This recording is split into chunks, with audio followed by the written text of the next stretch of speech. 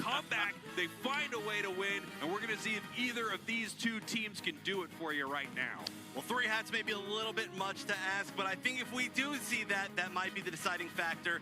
But yeah, these teams are going to have to play super consistent. That's the thing. You said it's possible to make it all the way through the losers bracket. You just have to be so good for so long. And we're going to start off with these bans. Looks like Inteleon getting banned on the side of Peru, and AKJIL is going to take out that classic Lapras pick. Yeah, so without Lapras as a first pick right here, we're going to see what AKJIL wants to grab. Some teams have been grabbing Leafeon, other teams have been grabbing their defender in this moment, and as you can see, we have Umbreon snapped up very, very fast here for AKJIL. Of course, one of the premier defenders inside the game. But as I've said many times, and we'll say many more times before this thing is done, there are so many good defenders as we see Slowbro snapped up immediately by Peru. I can't even imagine. After like last month, thinking that we might see Slowbro as the 3rd pick as a defender, and then a 4th pick here with the Blastoise. We could just keep going down and down. The Hoopa picked up as well. Hoopa has been super key, especially in our matches today. Even some of the off-broadcast ones on the B stream, Hoopa has just been the winning deciding factor that mobility is everything. I think one of the key Pokemon throughout this entire tournament also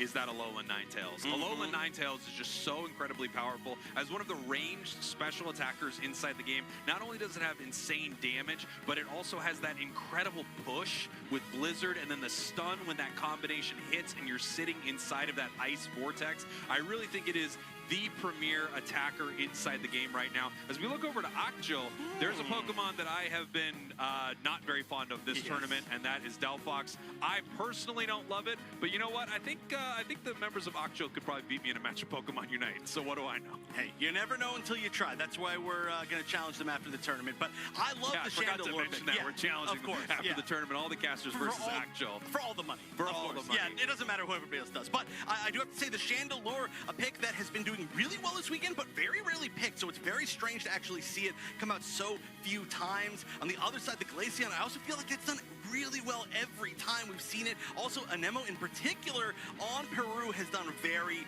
well with that Pokemon, so I do like this comp. They've also got the Buzzwole alongside the Alolan Ninetales, so there's not going to be that counter lane, but we're going to have to send it over to the cast to see how it actually plays out in Game 1 of AKJIL versus Peru. Kello, it is elimination time in our top 8 bracket. For the first time today, we are going to be sending home a team who has worked so hard to get here. Oh, I cannot wait. AKJIL versus Peru. What a game we have on our hands. What a game indeed. They have had that run there. Peru, I must say they have been looking good, but we'll have to see how they match up against AKJIL.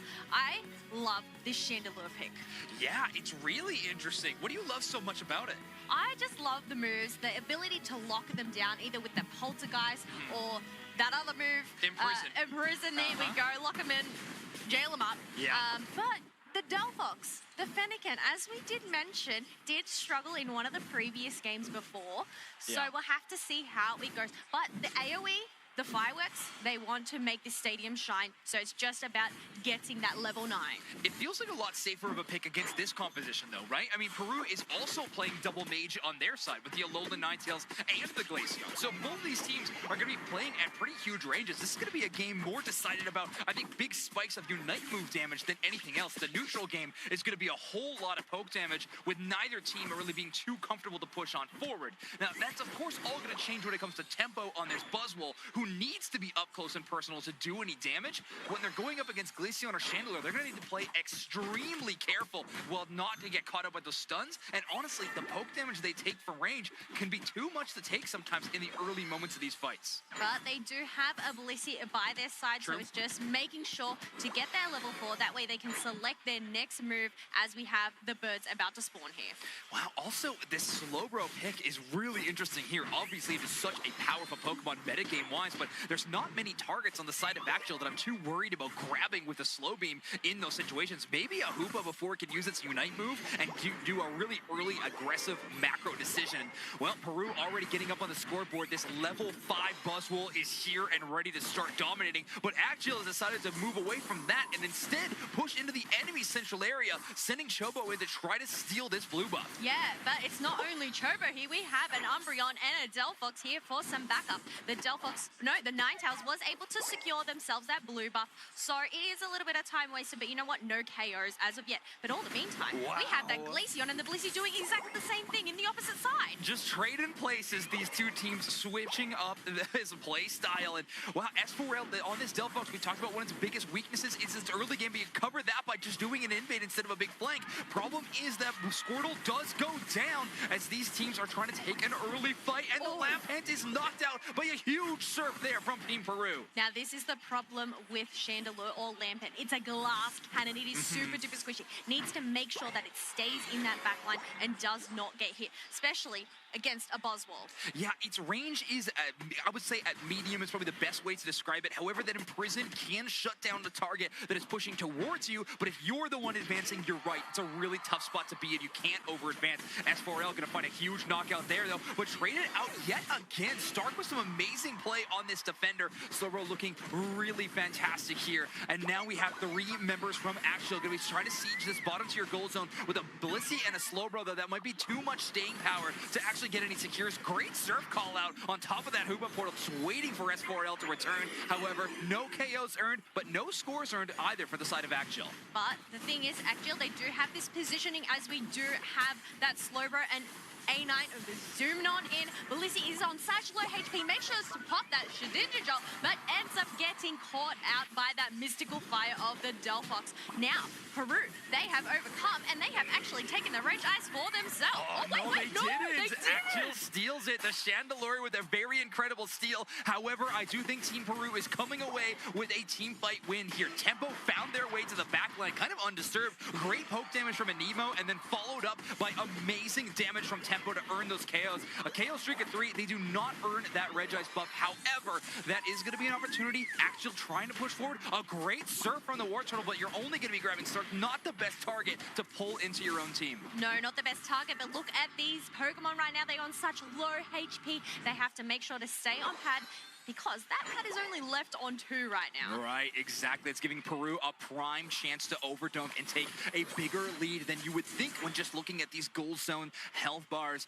Reggie Alecki also available in this match. Speaking of good scoring opportunities, this is going to be one of the best to really pull ahead in a big way. Tempo on a huge flank. They isolate S4L and get that immediate 1v1 knockout. Epe uses their Unite move in desperation, but Tempo takes them down. A KO streak of 2, and Peru with a huge advantage in the top half.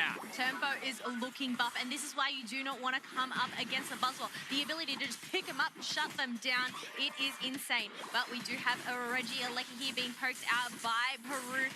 Hopefully, there isn't another steal here for them, but we'll have to wait and see as Blastoise makes their way up. No, not in time. And we do have that Reggie Alecki being secured by Peru. And going towards that tier 2 as well, right? Shovo has to just rush away. They have hit that level 9, but with no one else around, this Unite move is going to kind of fall on unfortunate times. And there's the shutdown. Team Peru honestly feeling they can charge all the way to this tier number 2, forcing out the Hoopa Unite move from AKJIL in just a desperation defense attempt. S4L takes that Swole Slam to the face as Tempo chases them down. They get a KO. Anemo going to find the knockout onto the Hoopa, and S4L is down from Tempo. What an amazing play from Peru, but they're also low. Huge play from Chobo on that Hydro Typhoon. Sends so many members sky high, but they're not done yet. Alolan Ninetales is going to use that Snow Globe, but they get caught in Imprison. Amazing play there from Epe to shut down that advance, and finally AKJIL is able to shore up their defense. Can I just say that defense was sensational. Even though the Reggie Alecki ended up going in, I believe they only ended up getting 19 points in there. Wow. Well, not very much, but otherwise they are going to take this tier 1 pad up in the top half as Chobo is trying to make a quick escape from this Alolan Ninetales, but the Blizzard Avalanche doesn't end up catching them out, able to dodge a surf and surf away themselves. Amazing play there from AKJIL to cover their escape. And AKJIL also, whenever you get a good defense like that in a scenario in Pokemon Unite, it can kind of feel half successful if you're able to defend your goal zone. But the way AKJIL plays that around an immediate offensive push towards that tier 1 with a huge overdunk is a big credit to how solid this team is in terms of macro decisions.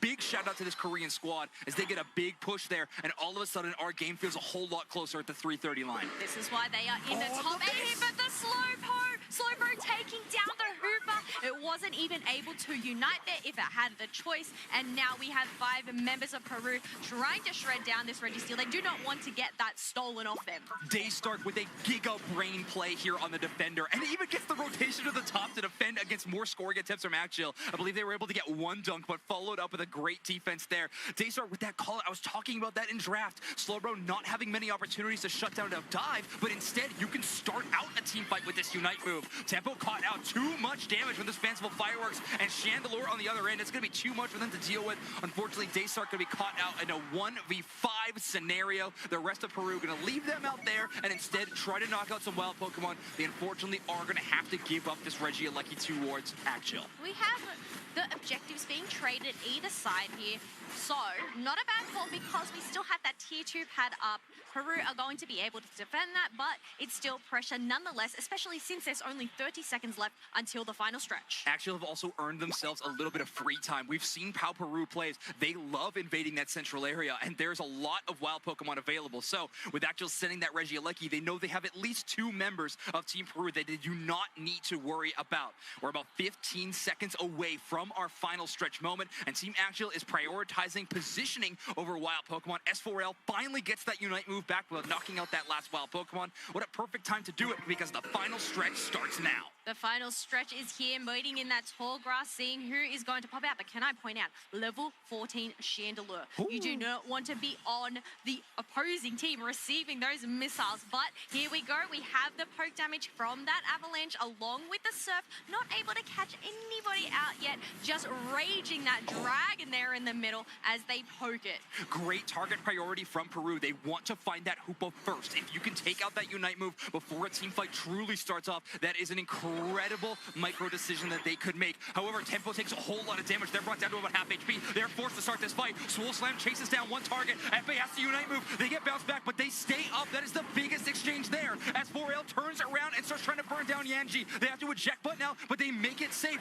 Kea is going to be taking so much damage with a Shin Ninja Doll. A huge mystical fire, and now the team fight is taken the other direction. Anemo gets a bunch of poke damage. Unite move lands onto FA, but the Umbreon Unite gives a little bit of shielding to the rest of the squad, and a Bloodseed finds a knockout on S4L. Holy macaroni, it is just back and forth between these 2 teams. We do have that Hoopa portal being popped out, getting that Umbreon, that full reset, but Rayquaza is still there. AKJIL, they are behind. They have 2 members down currently, no Unite moves on hand. We still have a Bliss assistance, might I add, on Peru's side. Shout out to the support play so far from Peru. They absolutely saved that team fight. Buzzwole caught out in a tough spot, but you saved the Bliss Unite. What an incredible decision. 41 points going in from the Hoopa into the top path, which is going to put them into the lead, and that means it's go time. Rayquaza brought down to such a low point of HP, but their Delphox is here. Nemo hanging out around the top path. They're taking so much damage from S4L. They lose that 1v1. Rayquaza has the Unite move on top of it. Surge steals it, but S4L grabs the objective, and Chandelure gets a KO streak of 2 in the defensive position. These are the fireworks that I was talking about. Zoinks, Delphox, while it was an unsure move, but getting that 3 KO streak, a secure on Ray, and getting those dunks and taking the lead. A match that truly came down to those final moments. We saw moments of brilliance from AKJIL. We saw incredible gameplay from Peru, but now we have a position of AKJIL being up 1-0. Wonder Chef Spraggles, please talk to me about that last one.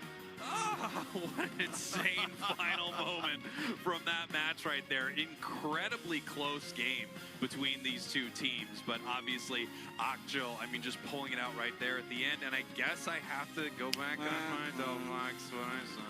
Yeah. Well, you know what? We can actually look at the stats in a minute, and we'll see if that's if you at least are feeling it or not. But yeah, that Unite was huge. What a weird game. What a true brawl of a game, though. That was very exciting. I mean, we got to see so many pop-ups from, I would say, a lot of the maybe less unique Pokemon. We'll get into their damage in a bit, but this was just a back and forth. I felt like this was an experience league from the side of Peru most of the time all together, but they really managed to pull it all the way back. I mean, it didn't even feel like it was really that significant of a lead at any point to me, and I love that we just got to see so much damage from the Buzzwole, from the Chandelure, from the Glaceon, from maybe the Delphox, if you can admit it. If we have to, let's take a look at our scoreline right here. Obviously, AKJIL down right at the end, but it was still incredibly close. Just a score away for both of these teams. And then, of course, we have the Rayquaza secure the extra, scores at the end there from AKJIL, able to take game number 1 right here. And we can see that Chandelure absolutely doing some work here.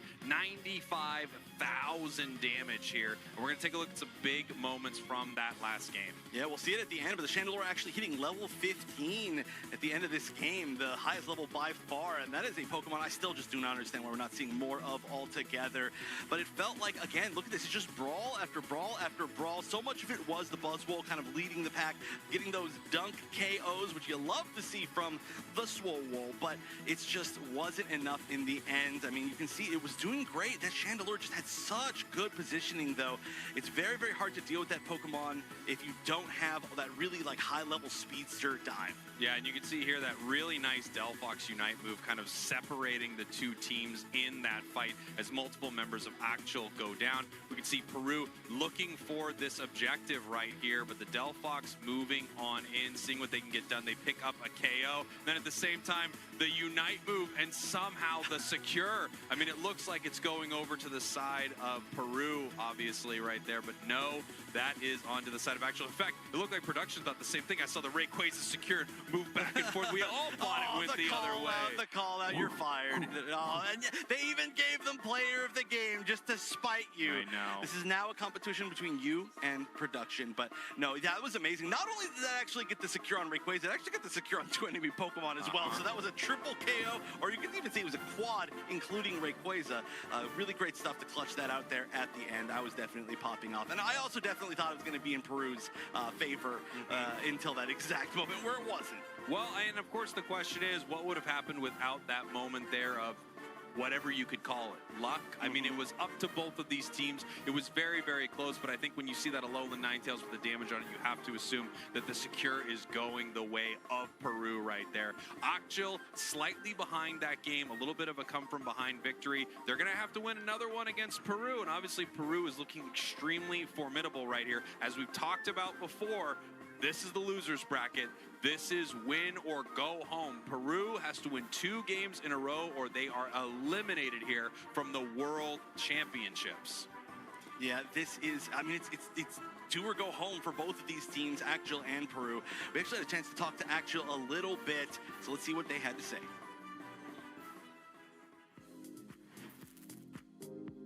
안녕하세요. 저희는 팀 악질이고요. 한국에서 왔습니다.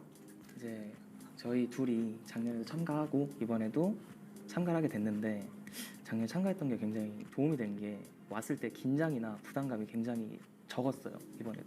좀 더 편한 것 같습니다.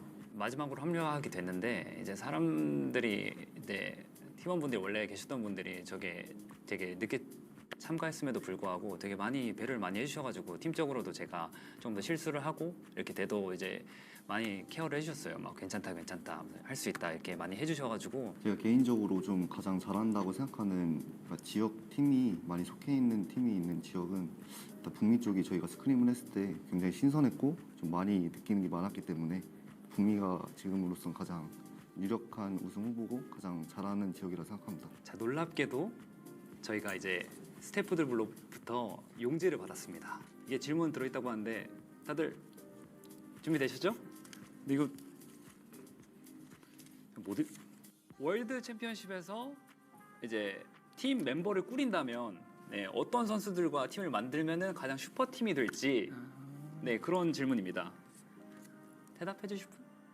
다시 슈퍼팀을 이제 꾸리자면 그래도 저희 팀이 지금 팀이 저는 슈퍼팀이라 생각해요. 이게 너무 다들 너무 재밌고 잘하셔가지고 만약 또 하게 된다면 또 오고 싶어요. 이 사람들이랑. 네, 우리가 안 할 거라는 생각은 없는 거죠? 그건 너무하지 않아? 그건 너무하지 않아?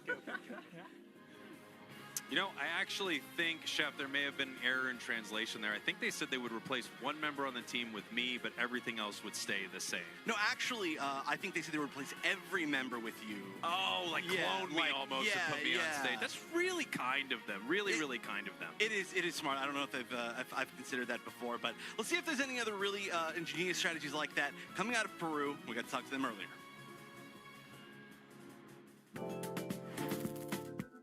Somos el equipo equipo Perú y representamos a la región de Latinoamérica Sur. Nos consideramos con un estilo muy agresivo y adaptativo a cada tipo de situación que se nos presenta. Cada miembro del equipo posee una habilidad distinta. Jan controla muchos Pokémon dentro del juego. Yo considero que tengo un gran control de masas. Anemo tiene una gran toma de decisiones durante el juego. Tempo tiene mucha habilidad a la hora de usar los Pokémon. Y Kea tiene una gran visión de mapa. Salimos 2 veces campeones en las clasificaciones regionales y creemos que el próximo paso para demostrar el nivel que tenemos en Sudamérica es ganar un campeonato mundial. Tenemos muchas expectativas de enfrentarnos al equipo Talibó de Europa, ya que hemos visto que es un equipo que ha destacado mucho en su región y se ha llevado muchas competiciones. Sí, la verdad es que tenemos mucha confianza en estos torneos, hemos estado practicando mucho y creemos que podríamos ser un gran rival para todas las regiones también. Esta es nuestra primera vez en Japón y nos gustaría, aparte de ganar, queremos conocer un poco más sobre la cultura y visitar lugares turísticos. Si ganamos el dinero, yo personalmente quisiera terminar mis estudios. En mi caso, siendo el menor del equipo, me gustaría culminar mis estudios superiores invirtiendo el dinero que gane. Por mi parte, usaría el dinero también para un lado universitario y a la vez para el streaming, que estoy intentando dedicarme a eso. En mi caso, invertiría el dinero para terminar mi carrera universitaria. En mi caso, me ayudaría a terminar mi carrera universitaria y ayudar a mis padres. Ahora voy a agarrar una pregunta dentro de este gorro. ¿Quién tiene el peor nick? ¿Quién tiene el peor nombre? Tempo. ¿Podría ser el Tempo o el Stark? Porque yo siempre lo confundía con Tony Stark. Tony Stark. Funny, they also confuse me with Tony Stark all the time. Oh, yeah. That's a big thing. Everyone's like, oh my God, are you Robert Downey Jr.? Oh, no, wait. You're Spriggles. Yeah. Even better, they say. Yeah, they're like, oh, I was a little bit disappointed because I was only here to see Spraggles. But let's get into this draft. We'll see if we get any drafts that include 5 Spraggles. All right, so AKJIL up 1, but now they're going to be second pick in this draft. Ban's coming out first, of course. Will we see any shifts around? It looks like the Inteleon and the Lapras once again.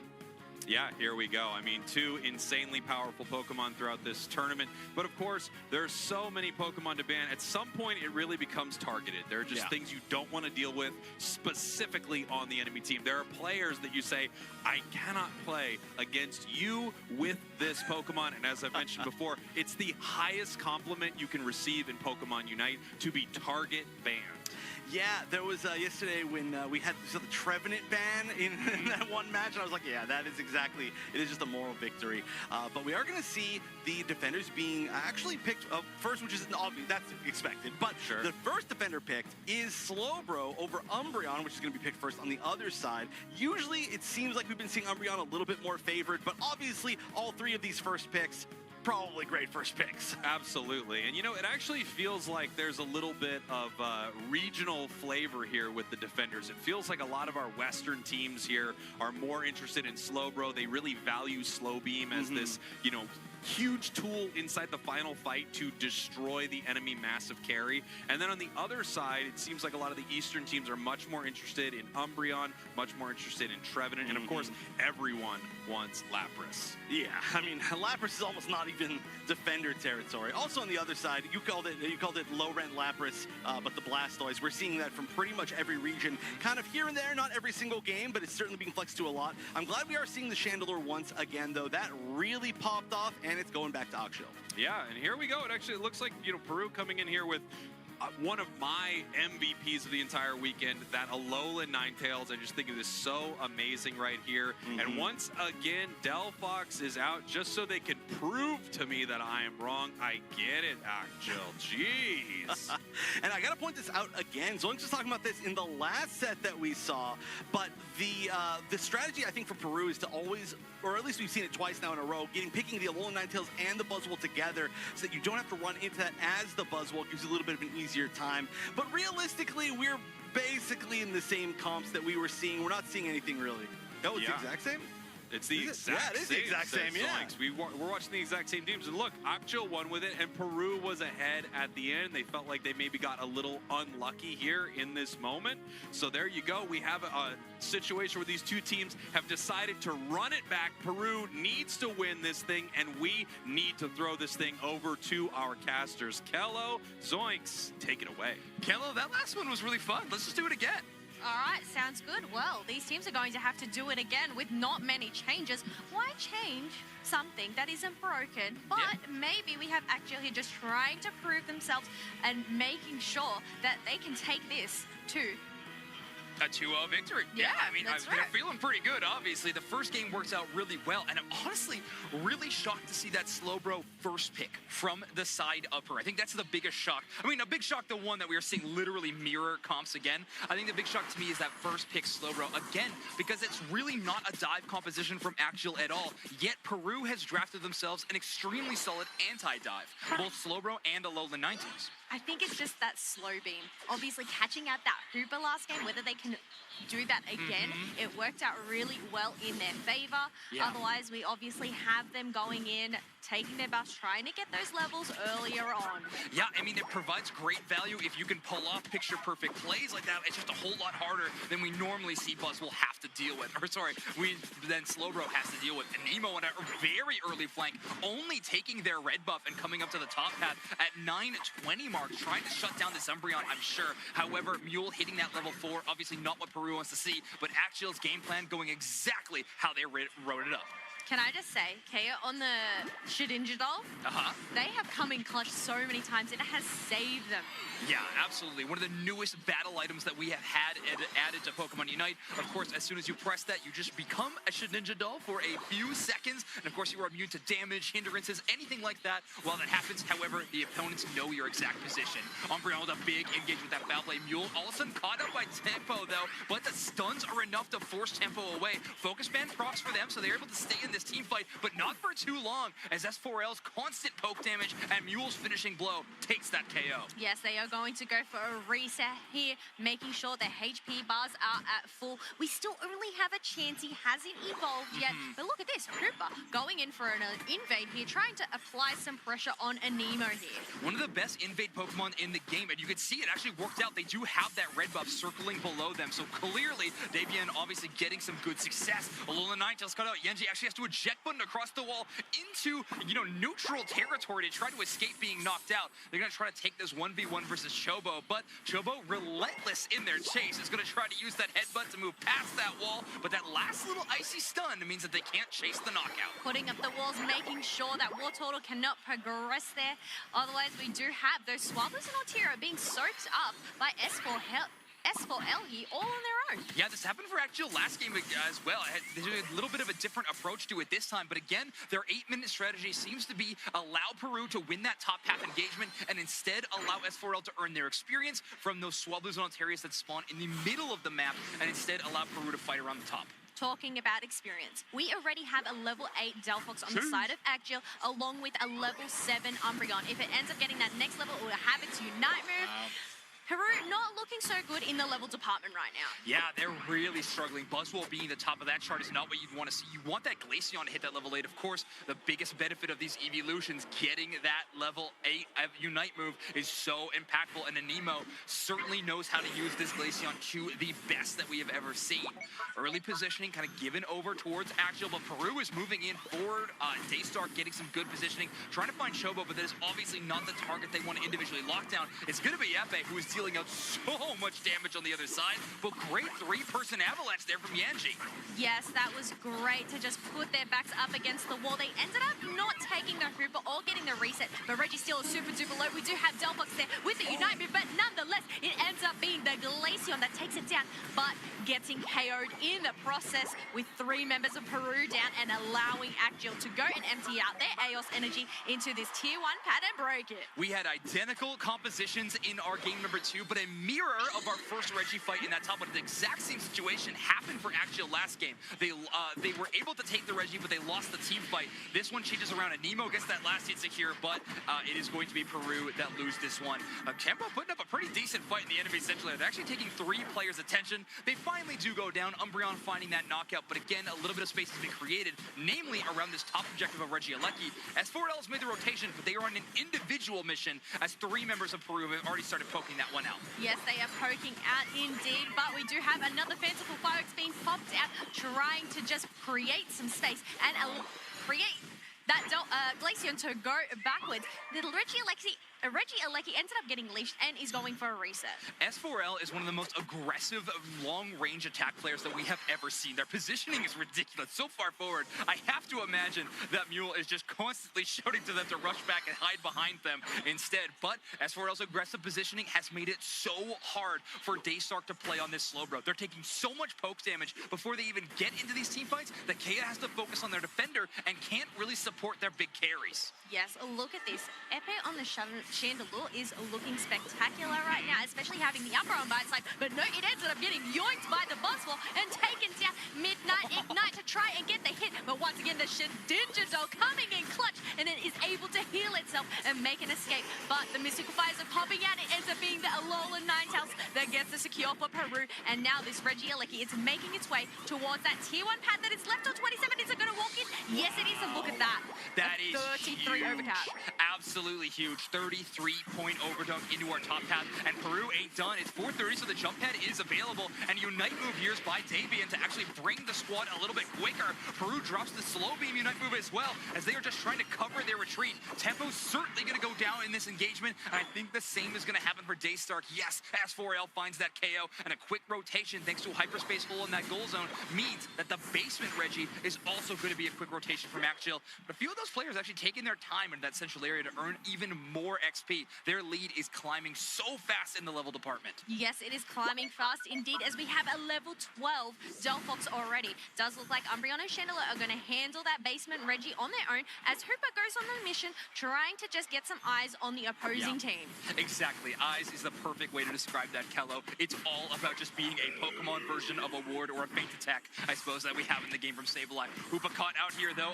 Again, just this 1v4 situation. As poor support Pokemon didn't want to be in. They sure gained some information, but it cost them a knockout. Alola Ninetales pushed around by a huge surf. They're going to snow globe in the other direction. Softboiled able to keep them up for a long time. Epe tries a very aggressive flank to earn some overheat damage, but not finding the knockout there is huge. S4L gets the knockout by reducing that healing onto Daystark, and S4L is not done. They are trying to chase down an Emo, but just pushed out of range by an amazing avalanche wall by Yanji. Yes, that was amazing, that ability to escape. Nobody ended up getting taken down, but it looked like AKJIL, they didn't want to get the KOs, they just wanted to get those Swablues and Ontario, take that experience away from the side of Peru.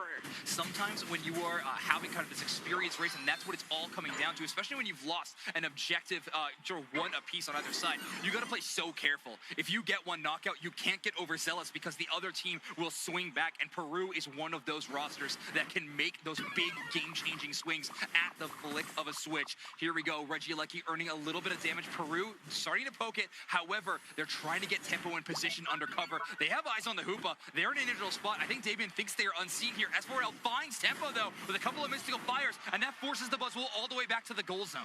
Yes, all the way back to the goal zone that they do have, so they are able to get some healing, some shielding. You know what, with only 13 seconds left to go, I don't think this Reggie Alecki is being captured. Instead, we do have AKJIL going and getting their positioning in that central area. And good call that Dabian moved on that Hoopa. Obviously, we had Daystark knew they had eyes on them, and that is the priority #1 target for this slow beam. Shut down the Hoops Unbound before this team fight even rages on, and then Anemo and Yanji can just get to work from range. It'll be huge for them. AKJIL and Peru even positioning down this middle line. Early poke damage from both sides. That's what you're going to get from this double mage on both of these teams. Oh, there we go.